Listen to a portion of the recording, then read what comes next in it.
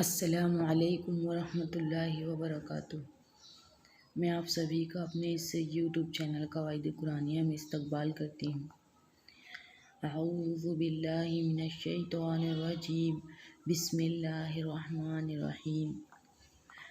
میں نے اپنے استادوں سے ہمیشہ نصیحت سنی ہوں کہ جو علم اپنے پاس آ گیا وہ ہم دوسروں کو دیں۔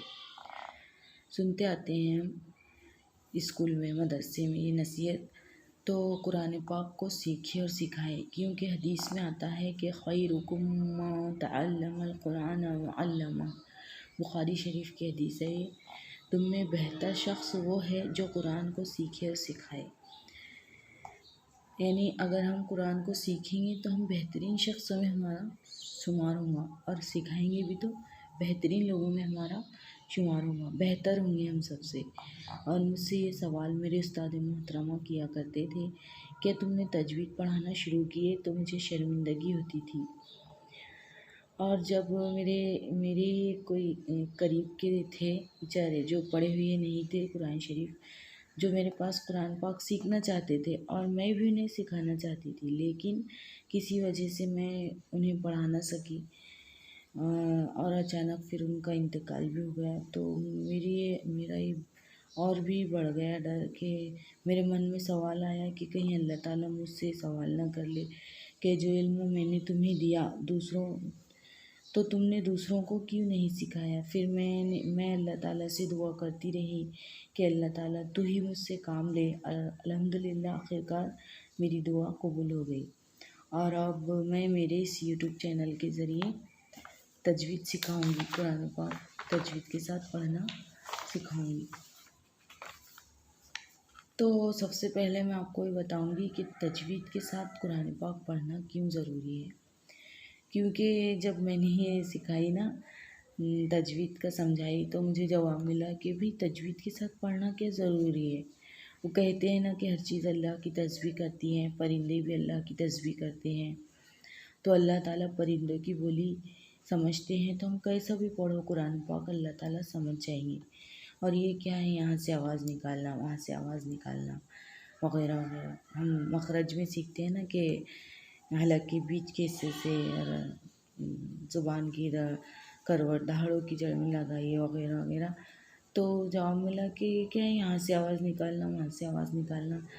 تو میں آپ کے سارے کنفیوژن دور کروں گی انشاءاللہ۔ تو سوال ہے ہمارا کہ قرآن مجید کو تجوید کے ساتھ پڑھنا کیوں ضروری ہے۔ اس کے جواب میں انشاءاللہ آپ کے سارے کنفیوژن دور کروں گی۔ اس سے پہلے بھی میں یہ ویڈیو اپلوڈ کر چکی تھی، بٹ وہ کسی وجہ سے میرے ہاتھ سے ڈیلیٹ ہو گئی، اور جب میں نے اپنی دوسری ویڈیو سنی تو اس میں یہ کہہ رہی ہوں کہ میں نے اس سے پہلے کی ویڈیو میں بتائی ہوں کہ تجوید کے ساتھ پڑھنا کیوں ضروری ہے۔ تو لہٰذا جو میری ویڈیو سن کر جو ویڈیو ڈیلیٹ ہو گئی پہلی، اگر وہ سرچ کرے تو اسے ویڈیو نہیں ملے گی، تو اسے تکلیف نہ ہو، اس لیے میں یہ ویڈیو ڈبل اپلوڈ کر رہی ہوں۔ تو سوال ہے ہمارا کہ قرآن مجید کو تجوید کے ساتھ پڑھنا کیوں ضروری ہے۔ تو تجوید کے لفظی معنی ہے حروف کو عمدہ ادائیگی کے ساتھ پڑھنا، اور اس کے اصطلاحی معنی یہ ہے کہ قرآن کی تلاوت اس طرح کرنا کہ الفاظ اور کلمات گھٹاؤ، بڑھاؤ، تبدیلی اور اعراب کی غلطی سے پاک ہو، اور اس کی تلاوت کی کیفیت یہ ہو کہ متواتر آپ صلی اللہ علیہ وسلم تک متصل سند سے ثابت ہو۔ یعنی قرآن پاک کو اسی طریقے پر پڑھا جائے جس طریقے پر نبی کریم صلی اللہ علیہ وسلم نے پڑھا تھا۔ عربی زبان میں ہر حرف کی آواز جداگانہ ہوتی ہے، یعنی الگ الگ ہوتی ہے، اگر وہ صحیح ادا نہ ہو تو معنی بدل جاتے ہیں۔ جیسے ایک ہے ذل، اگر بغیر تجوید کے پڑھا جائے تو ذل پڑھیں گے، لیکن اگر جیسے ایک ہے زال لام زبر ذل، زال لام زبر ذل، اس کا مطلب ہے وہ ذلیل ہوا، اور ایک ہے زا لام زبر ذل، اس کا مطلب ہے وہ پھسلا، اور ایک ہے ضا لام زبر ضل، یعنی وہ گیا، اور ایک ہے ضاد لام زبر دل، وہ گمراہ ہوا۔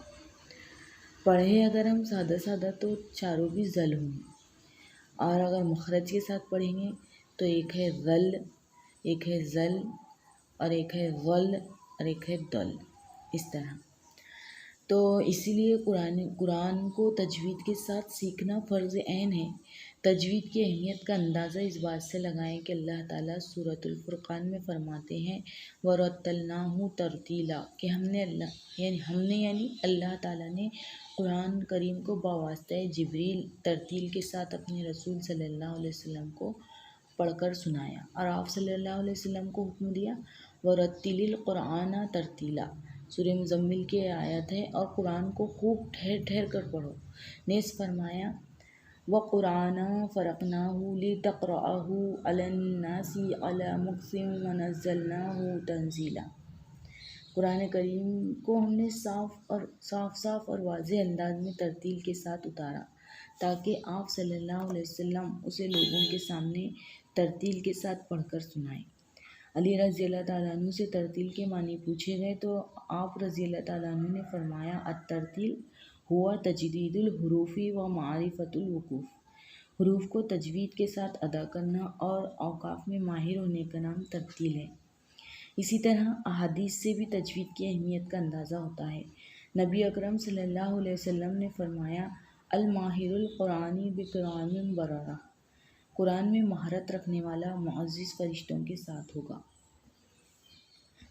اور قرآن مجید کو اچھی آواز سے پڑھنا چاہیے، کیونکہ خوبصورت آواز قرآن کریم کے حسن میں اضافہ ہوتا ہے۔ اور اللہ کے رسول صلی اللہ علیہ وسلم نے بتایا کہ اچھی قرأت کی آواز کو فرشتے سنتے ہیں اور خوش ہوتے ہیں، اور اللہ تعالیٰ کی رضا بھی اسی میں ہے کہ قرآن کو کامل تجوید اور حسن وقف اور ابتدا کی کامل رعایت کے ساتھ پڑھا اور پڑھایا جائے۔ لہذا قرآن کریم کو خشوع الحانی و صحیح مخارج و صفات کے ساتھ پڑھنا بہت ضروری ہے۔ مخرج درست ہوگا تو دل پر بھی اثر ہوگا۔ اللہ تعالیٰ فرماتے ہیں قرآن میں تمہارے دلوں کے امراض کے لیے شفا ہے، اور قرآن پاک میں ہماری جسمانی و روحانی دونوں بیماریوں کا علاج ہے۔ لیکن یہ فائدہ اسی وقت ہوگا جب ہم قرآن کے ہر حرف اور ہر لفظ کو اس کا حق دے کر پڑھیں گے۔ ہمارے دلوں پر بھی آوازوں کا اثر ہوتا ہے، آوازیں دل کے تاروں کو ہلاتی ہے، دل پر اثر انداز ہوتی ہے، لہذا ہر حرف کو صحیح ادا کرنا سیکھیں۔ یہ ایک دینی تقاضا بھی ہے اور ایمان کا حصہ بھی بتایا گیا ہے۔